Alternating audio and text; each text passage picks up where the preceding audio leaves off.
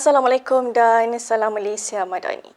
Baiklah, Malaysia masih lagi mengekalkan amaran hujan berterusan peringkat waspada melibatkan bahagian Bintulu, Limbang dan juga Miri di negeri Sarawak berkuat kuasa sehingga 31 Januari nanti. Amaran yang sama turut dikeluarkan bagi negeri Sabah iaitu melibatkan bahagian Kudat, Sandakan dan juga Tawau berkuat kuasa sehingga 1 Februari nanti.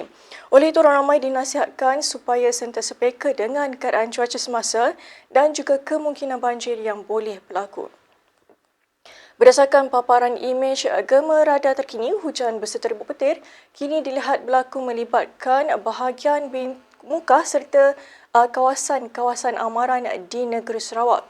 Hujan renyai kini turut diperhatikan di hampir ke semua bahagian di negeri Sabah dan keadaan cuaca lembap ini diramalkan berpotensi berterusan sehingga ke malam nanti.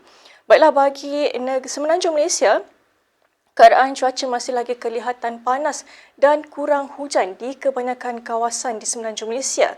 Namun demikian, hujan berserta ribut petir kini diperhatikan di bahagian Rompin di negeri Pahang, Kuala Selangor, Hulu Selangor, Gombak, Petaling dan juga Kuala Langat di negeri Selangor, Seremban di negeri Sembilan dan juga pedalaman negeri Perak. Dan keadaan ini dijangkakan berpotensi beransur reda menjelang 1 ke 2 jam sahaja lagi. Baiklah, seterusnya Malaysia turut mengekalkan amaran angin kencang dan laut bergelora kategori pertama bagi kawasan Kondor, Barat Reef North serta Laut Sulu berkuat kuasa sehingga 1 Februari nanti.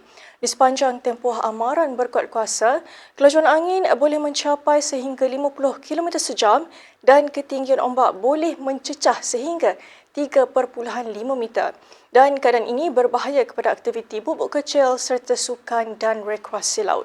Baiklah, sekian sahaja laporan cuaca untuk petang ini. Sekarang kita lihat ramalan cuaca bagi bandar-bandar utama dan bacaan Indeks Pencemaran Udara IPU di seluruh negara. Sekian, saya Wani Yahya. Assalamualaikum.